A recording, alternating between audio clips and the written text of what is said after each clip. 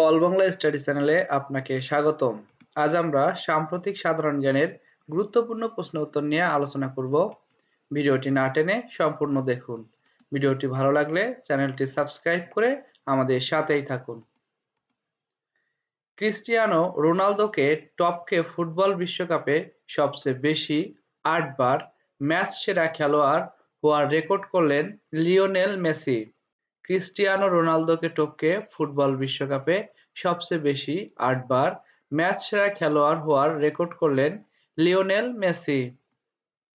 ভারতের তৃতীয় সর্বোচ্চ বেসামরিক সম্মাননা পদ্মভূষণ পেলেন গুগল ও সফটওয়্যার কোম্পানি অ্যালফাবেটের প্রধান নির্বাহী সুন্দর পিচাই। বর্তমানে বিশ্বের দ্বিতীয় বৃহত্তম অনলাইন শ্রম সরবরাহকারী দেশ বাংলাদেশ। ডিজিটাল পেমেন্ট প্ল্যাটফর্ম পেওনিয়ারের ২০২২ সালের প্রতিবেদন মোতাবেক বার্ষিক আয় বৃদ্ধিতে বিশ্বের শীর্ষ ১০ ফ্রিল্যান্সার দেশের মধ্যে প্রথম স্থানে রয়েছে যুক্তরাষ্ট্র, বাংলাদেশের অবস্থান অষ্টম। ডিজিটাল পেমেন্ট প্ল্যাটফর্ম পেওনিয়ারের ২০২২ সালের প্রতিবেদন মোতাবেক বার্ষিক আয় বৃদ্ধিতে বিশ্বের শীর্ষ ১০ ফ্রিল্যান্সার দেশের মধ্যে প্রথম স্থানে রয়েছে যুক্তরাষ্ট্র, বাংলাদেশের অবস্থান অষ্টম। ইকোনমিস্ট ইন্টেলিজেন্স ইউনিটের জরিপে ২০২২ সালে বিশ্বের সবচেয়ে ব্যয়বহুল শহর নিউ ইয়র্ক ও সিঙ্গাপুর।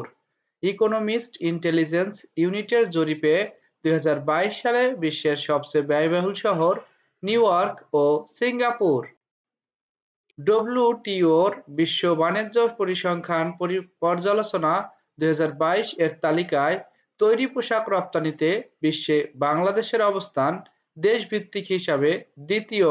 ডব্লিউটিওর বিশ্ব বাণিজ্য পরিসংখ্যান পর্যালোচনা ২০২২ এর তালিকায় তৈরি পোশাক রপ্তানিতে বিশ্বে বাংলাদেশের অবস্থান দেশভিত্তিক হিসেবে দ্বিতীয়।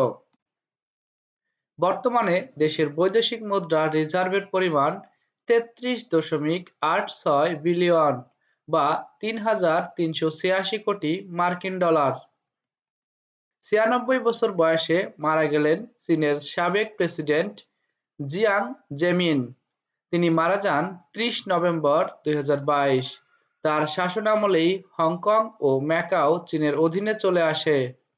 COP27 জলবায়ু সম্মেলনে জলবায়ু পরিবর্তনজনিত ক্ষতি মোকাবেলায় অভিযোজন তহবিলে উন্নত দেশগুলো থেকে $৩০ মিলিয়ন সহায়তা পাচ্ছে বাংলাদেশ। COP27 জলবায়ু সম্মেলনে জলবায়ু পরিবর্তনজনিত ক্ষতি মোকাবেলায় অভিযোজন তহবিলে উন্নত দেশগুলো থেকে $৩০ বিলিয়ন সহায়তা পাচ্ছে বাংলাদেশ। পাকিস্তানের নতুন অর্থাৎ ১৭তম সেনাপ্রধান হিসেবে দায়িত্ব নিলেন জেনারেল আসিম মুনির। পাকিস্তানের নতুন ১৭তম সেনাপ্রধান হিসেবে দায়িত্ব নিলেন জেনারেল আসিম মুনির। বিশ্ব স্বাস্থ্য সংস্থা মানকিপক্সি ভাইরাসের নতুন নাম দিয়েছেন এমপক্স। বিশ্ব স্বাস্থ্য সংস্থা মানকিপক্সি ভাইরাসের নতুন নাম দিয়েছেন এমপক্স। সরকারের ব্যয় সংকোচন নীতির কারণে পদ্মা ও মেঘনা নামের নতুন ২টি বিভাগ গঠনের সিদ্ধান্ত স্থগিত করা হয়েছে। নিকার বৈঠকের শেষে আইনমন্ত্রী।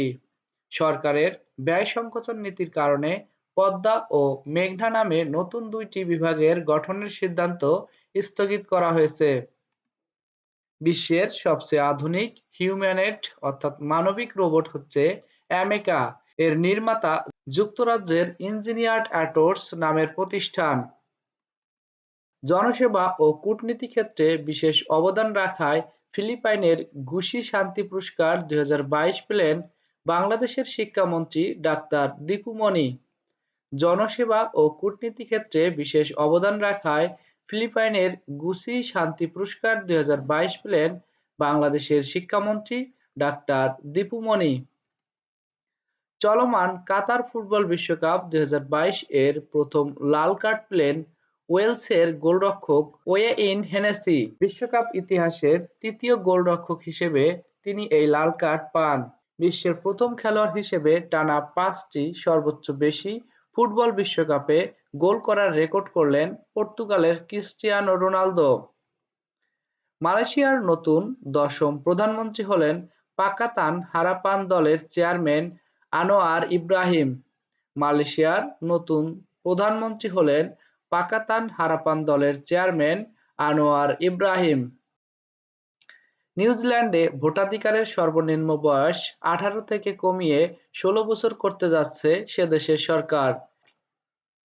ফিফা বিশ্বকাপ ২০২২-এর প্রথম গোলটি করেন ইকুয়েডরের এনার ভ্যালেন্সিয়া। তিনি এই গোলটি করেন কাতারের বিপক্ষে। ফিফা বিশ্বকাপ ২০২২-এর প্রথম গোলটি করেন ইকুয়েডরের এনার ভ্যালেন্সিয়া। তিনি এই গোলটি করেন কাতারের বিপক্ষে। এই বিশ্বকাপে প্রথম জোড়া গোলটিও করেন তিনি।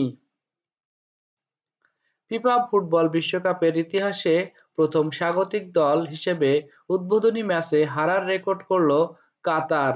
ইকুয়েডরের বিপক্ষে কাতার গোলশূন্য ২ গোলে হারে।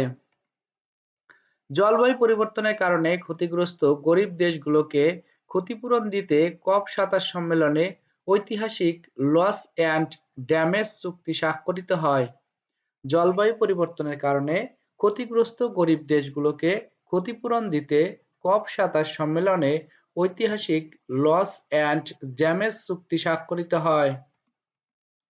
ঢাকা বিশ্ববিদ্যালয়ের ৫৩তম সমাবর্তনে ডক্টর অব লজ ডিগ্রি প্লেন সমাবর্তন বক্তা নোবেল বিজয়ী ফরাসি অর্থনীতিবিদ ডক্টর জ্যা তিরল।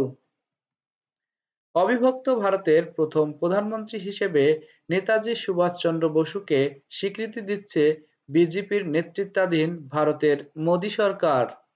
অবিভক্ত ভারতের প্রথম প্রধানমন্ত্রী হিসেবে নেতাজি সুভাষচন্দ্র বসুকে স্বীকৃতি দিচ্ছে বিজেপির নেতৃত্বাধীন ভারতের মোদী সরকার।